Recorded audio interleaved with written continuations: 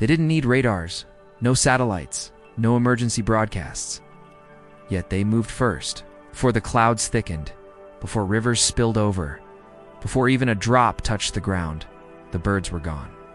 In valleys where ancient tribes lived by instinct and not machines, people learned to trust feathers more than forecasts. And for good reason. When the sky still looked calm, flocks would rise in silence. No calls, no chaos, just flight. Sudden synchronized as if something whispered only they could hear.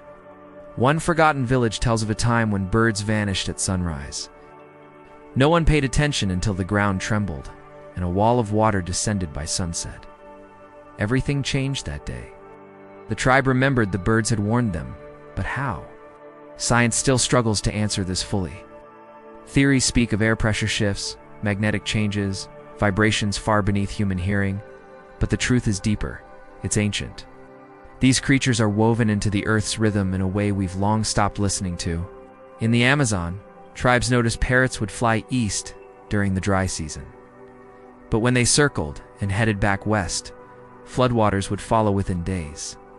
In parts of Africa, herons would rise and cry together before the rains came with fury. In Asia, birds perched unusually high, far from their usual trees. Days before the great floods of 1931, people noticed.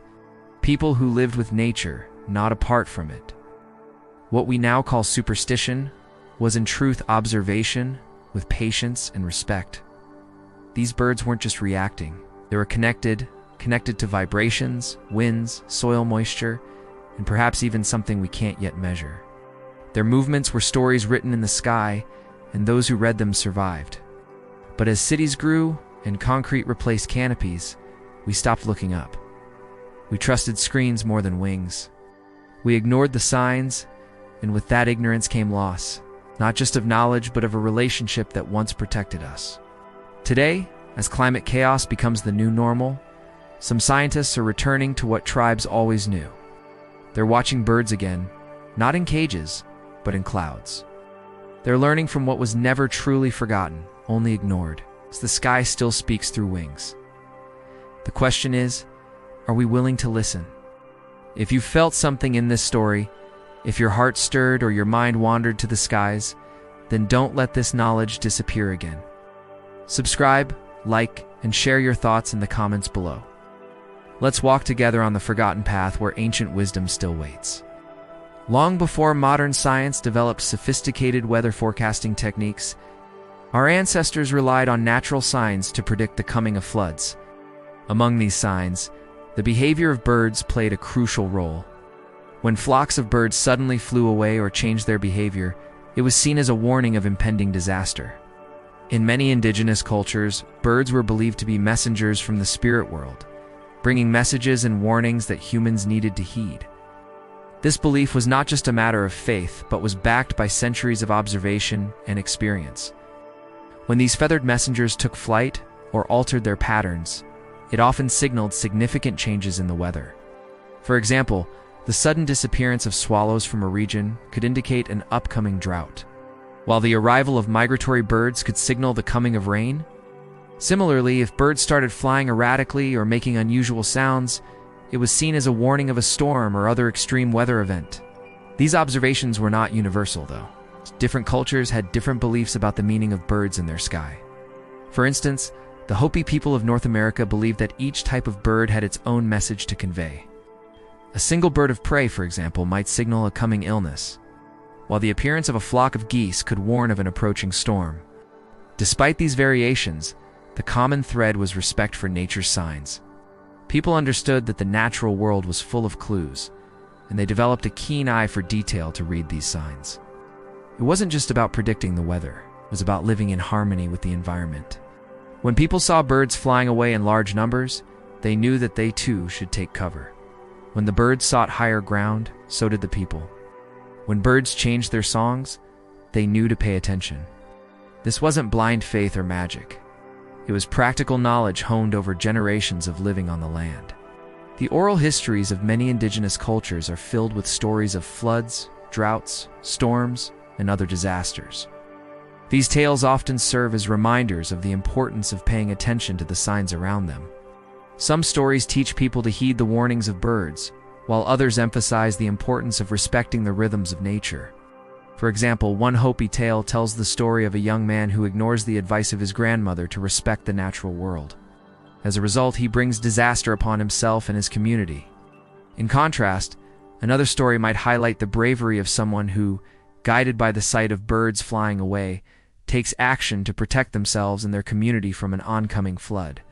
These stories serve multiple purposes: entertain, educate, and most importantly, they preserve a culture's relationship with the natural world. They ensure that future generations understand the importance of observing and respecting the environment, just as their ancestors did. However, with the advent of modern technology and urbanization, many of these ancient practices and beliefs have been lost. Indigenous communities have been displaced from their traditional lands, and many people have become disconnected from the natural world. Skyscrapers and concrete jungles have replaced open fields and forests, and we now rely on technology and weather reports rather than nature's signs to tell us what to expect. But as we face the challenges of climate change and extreme weather events, we may need to look back to these ancient practices for guidance. By understanding the relationship between birds and weather, we may be able to develop more effective and sustainable ways of living in harmony with the natural world. It's a lesson that these feathered creatures have been trying to teach us for centuries. All we have to do is learn their language. A few decades ago, a small village nestled in the foothills of a mountain range saw the same annual spectacle of swallows departing for winter every September.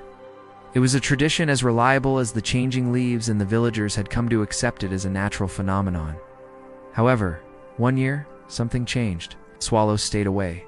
Instead of their usual departure, the swallow population remained absent, leaving the villagers to wonder why their feathered friends had decided to skip town. Without the swallows, the winter seemed longer, colder. There was a sense of unease in the air, as if something was amiss. Then one day, a young girl named Amara noticed something strange. While walking home from the river, she saw several villagers huddled together near the bridge, their faces etched with worry. Upon asking what had happened, Amara learned that the villagers had found a massive crack in the nearby dam. They feared that if it gave way, the valley would be flooded. Although the dam seemed sturdy, the villagers couldn't help but worry. Every day they returned to the dam, anxiously checking for any sign of weakness. Days turned into weeks, and the swallows still hadn't returned. Finally, the day came when the dam broke, unleashing a torrent of water that rushed down the valley. Miraculously, the village was spared, but it was a close call. Later, when the waters receded and the dust settled, the villagers realized that they had been saved by the absence of the swallows. You see, the swallows had not flown south for the winter as they usually did. Instead, they had stayed away, sensing the danger posed by the weakening dam.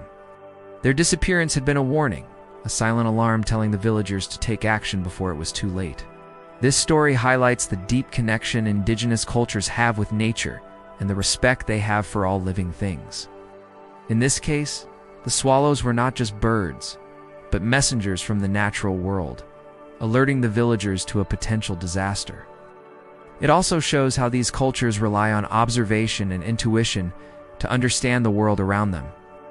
The villagers didn't need scientific equipment to detect the danger. They simply paid attention to the natural signs that were all around them. Furthermore, this story teaches us the importance of listening to nature's warnings. In a world where human activity often seems separate from the natural world, it's easy to ignore the subtle cues that nature provides. But as we continue to face challenges like climate change and extreme weather events, we must remember that we are part of the natural world and its balance. So the next time you see a flock of birds flying overhead, remember, they may be more than just birds. They could be messengers from the natural world, sharing their wisdom with those who are willing to listen. If you felt something in this story, if your heart stirred or your mind wandered to the skies, then don't let this knowledge disappear again. Subscribe, like, and share your thoughts in the comments below. Let's walk together on the forgotten path where ancient wisdom still waits.